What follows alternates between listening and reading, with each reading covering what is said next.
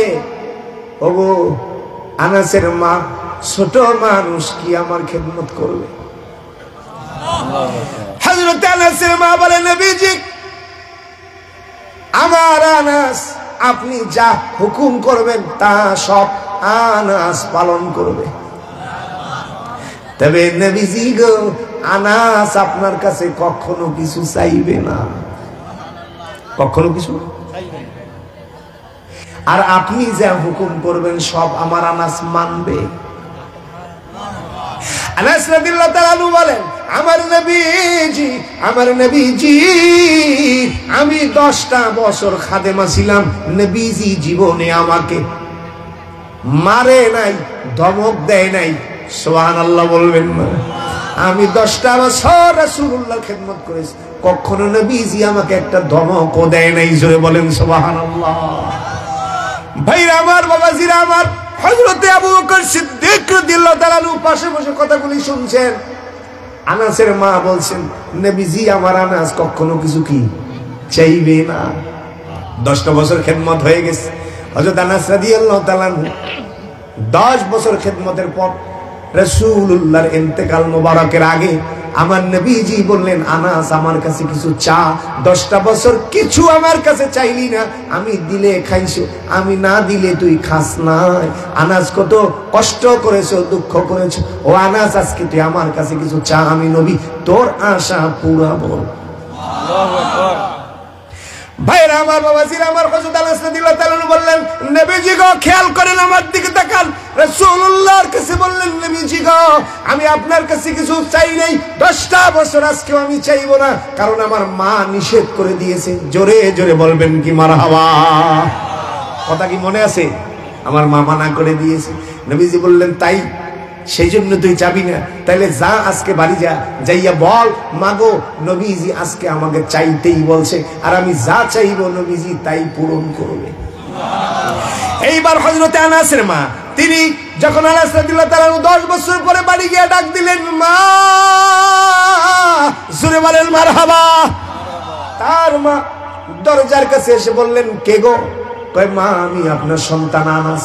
মারহাবা করল।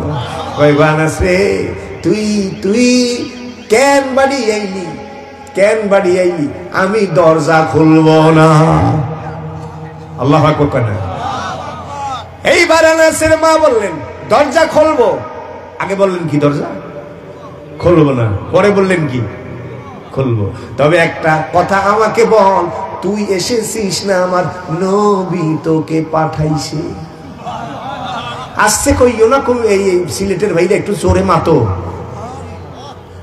ওয়াজ বেশি লাগে না, ওয়াজ বেশি লাগে না, কথা বল না। হেদায়েতের মালিক কে?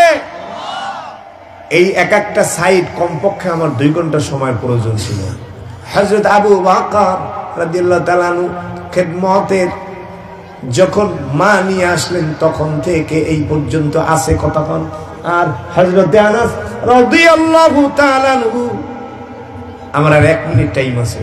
হযরত আনাস রাদিয়াল্লাহু তাআলা আনহু মা এবার বললেন, নবীজি পাঠাইয়া যদি থাকে তাহলে আমি কি তোমাকে দরজা খুলবো না, হয় খুলবো না। তাকান আমার দিকে।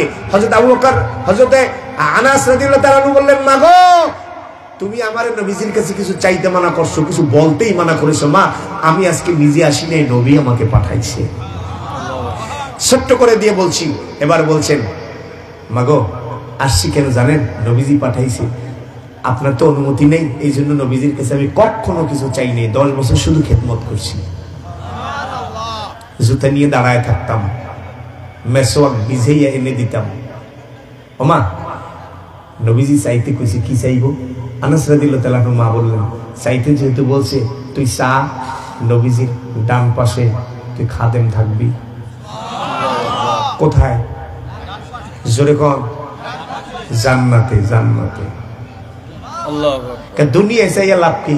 আখিরাতের চাইছ। গেছে গেছে যাইয়া এইবার আসছে, আইসা দরবারে নববীতে দাঁড়াইছে সাহাবায়ে কেরাম সামনে। হযরত আনাস রাদিয়াল্লাহু তাআলা আনহু, আনাস রাদিয়াল্লাহু তাআলা আনহু রাসূলুল্লাহর জুতা মোবারক খুব ভালোবাসতো। মসজিদে নববীতে ঢুকে রাসূলুল্লাহ জুতা মোবারক এই বুকের সঙ্গে লাগাইয়া দাঁড়ায় আছে। নবীজিকে আনাস আসছো? বলে হ্যাঁ নবীজি। বলে কি চাইবি? কি তোর মার কাছে জিজ্ঞে এসো? হ কি চাইবি? কয় নবীজি আমার মা বলছে জান্নাতের ভিতরে আমি আপনার খাদেম থাকতাম ডান পাশে।